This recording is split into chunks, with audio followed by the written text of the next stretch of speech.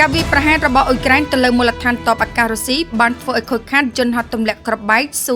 34ទីភ្នាក់ងារព័ត៌មាន Q Independent បានឲ្យដឹងនៅថ្ងៃទី21ខែសីហាថាអគ្គសេនាធិការកងទ័ពបានឲ្យដឹងថាការវាយប្រហារដោយយន្តហោះគ្មានមនុស្សបើកហៅថា drone របស់អ៊ុយក្រែនទៅលើមូលដ្ឋានទ័ពអាកាសរុស្ស៊ីមួយកន្លែងនៅក្នុងទីក្រុងអាទូប៊ីនកាលពីយប់ថ្ងៃទី20ខែសីហាបានធ្វើឲ្យខូចខាតយន្តហោះចម្បាំងទម្លាក់គ្រាប់បែកប្រភេទស៊ូ34របស់រុស្ស៊ីមួយគ្រឿងអគ្គសេនាធិការបានរាយការណ៍ថាមូលដ្ឋានទ័ពអាកាសអាទូប៊ីនស្ថិតនៅចម្ងាយប្រហែល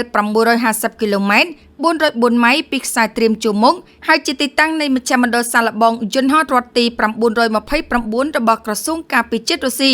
ស្ថាប័ននេះគឺជាមជ្ឈមណ្ឌលចម្លងរបស់រុស្ស៊ីសម្រាប់ការសាកល្បងអាវុធនិងយន្តហោះថ្មីៗ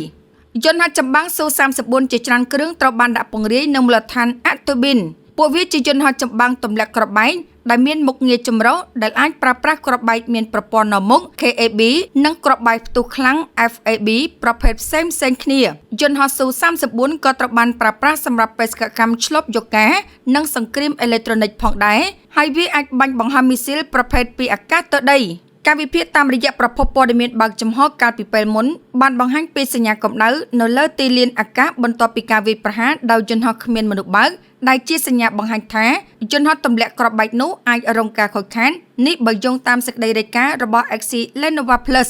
ការវាយប្រហារនេះបានកាត់ឡើងបន្ទាប់ពីមានការវាយប្រហារជាបន្តបន្ទាប់ចូលទៅក្នុងទឹកដីរុស្ស៊ីដោយកំណត់គោលដៅលើទីតាំងយោធានិងហេដ្ឋារចនាសម្ព័ន្ធថាមពលរួមទាំងរោងចក្រចម្រាញ់ប្រេងផឹមផងដែរ